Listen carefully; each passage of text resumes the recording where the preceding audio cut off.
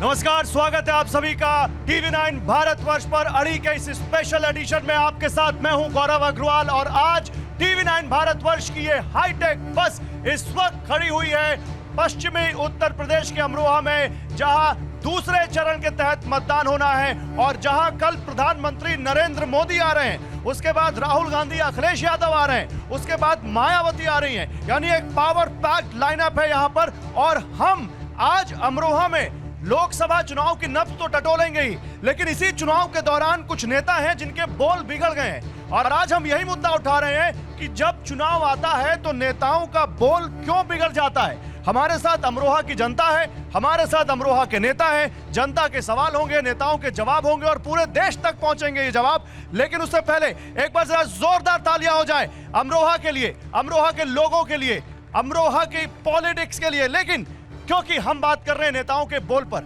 देखिए 16 अप्रैल को कांकेर में जो नक्सलियों के साथ सुरक्षा बलों की मुठभेड़ हुई, उस पर कांग्रेस पार्टी ने सवाल उठा दिए। उनके पूर्व मुख्यमंत्री ने कहा कि बीजेपी के राज में फेक एनकाउंटर होते हैं। सुप्रिया शिनेत, कांग्रेस पार्टी की बड़ी नेता, शहीद कह रही हैं।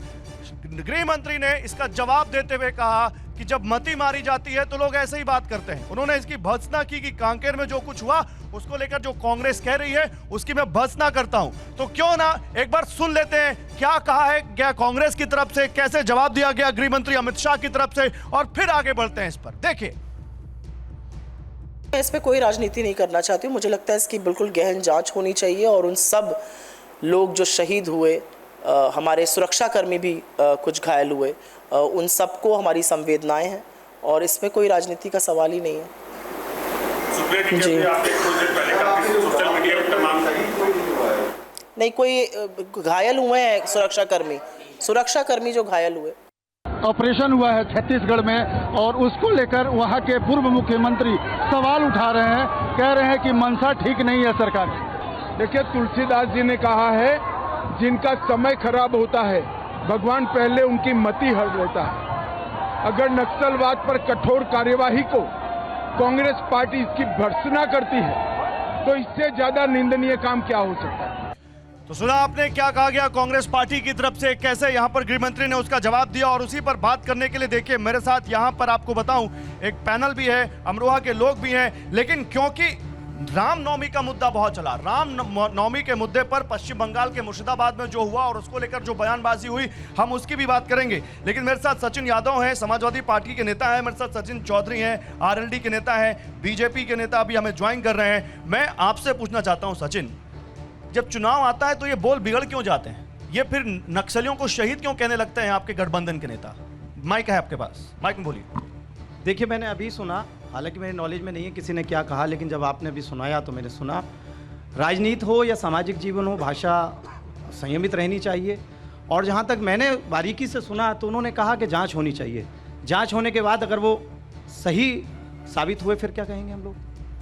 समाजवादी लोग हैं हम, भाषा पे भी संयम रखते हैं, सभ्य भाषा पे विश्वास। समाजवादी लोग, क्या आप सुरक्षा बलों पर भी सवाल उठाते हैं? फूलन देवी को क्या कहेंगे? समाजवादी वाले लोग हैं जो फूलन देवी को भी संसद में पहुंचा देते हैं, जिसने अपने हक की लड़ाई लड़ी। मैं नक्सलियों की बात कर रहा हूं। क्या नक्सलियों को शहीद कहती है समाजवादी पार्टी? समर्थन नहीं करती। आप मानते हैं गलत किया कांग्रेस ने? जांच होनी चाहिए।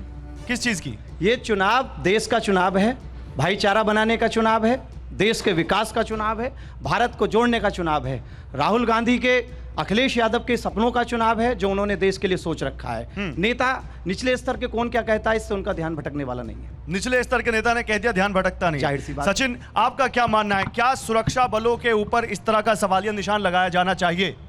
ये इनकी ओछी मानसिकता का ये सामने आई है। जो विपक्षी गठबंधन के लोग हैं, जब देश के जवानों पर हमला होता है, जब देश के जो सीमा पर जवान हमारे खड़े हैं उनके ऊपर हमला होता है, और जो लोग हमला करने वाले लोग हैं उन लोगों को ये शहीद बता रहे हैं, तो इनकी मानसिकता साफ जाहिर होती है कि ये देश को किशोर ले आना चाहते हैं। मैं तो आपसे सिर्फ इतना ही कहना चाहूँगा कि सुप्रिया सिनेत जी ने जो कहा, ईश्वर उन्हें सद्बुद्धि दे। मैं तो उनके बुद्धि के लिए कहना चाहूँगा कि उन्हें किसी अच्छे हॉस्पिटल में भर्ती कराया जाना चाहिए। अच्छा, यहाँ पर लोग भी हैं हमारे साथ अमरोहा के। कल प्रधानमंत्री नरेंद्र मोदी आ रहे हैं, तैयार हैं आप लोग उनके स्वागत के लिए? तैयार हैं? उसके बाद अखिलेश आ रहे हैं, राहुल जी आ रहे हैं, उनके स्वागत के लिए तैयार हैं आप लोग? तैयार हैं? जरा लोगों के पास चलते हैं, लोगों के पास चलते हैं और पूछते हैं कि उनके हिसाब से पश्चिमी यूपी में क्या इस वक्त माहौल चल रहा है, क्या इस वक्त वहां पर टोन सेट है। भैया आप खड़े होइए, बताइए कल मोदी जी आ रहे हैं, क्या कहेंगे?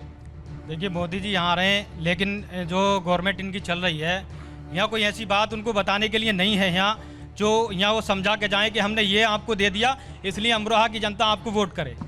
उनके पास कुछ है नहीं। आप देखिए 10 साल से सरकार है और अमरोहा एक बहुत ही खूबसूरत जगह है।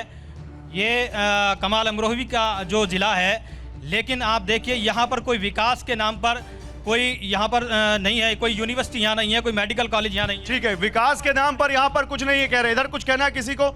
आप लोग कुछ कहेंगे? वो कह रहे विकास के नाम पर कुछ नहीं। खड़े होकर बोलिए। शायद इन्हें यही नहीं पता कि विकास क्या होता है। इतना विकास हुआ है, सब कुछ हुआ है। मैं तो नहीं समझता, शायद ही विकास की परिभाषा नहीं जानते। विकास क्या हुआ है यहाँ पर? सब कुछ विकास हुआ है। जैसे कुछ गिनाइए। सारा कुछ ये लेडीज़ के लिए कितना विकास हुआ है, छात्रों के लिए हर तरह से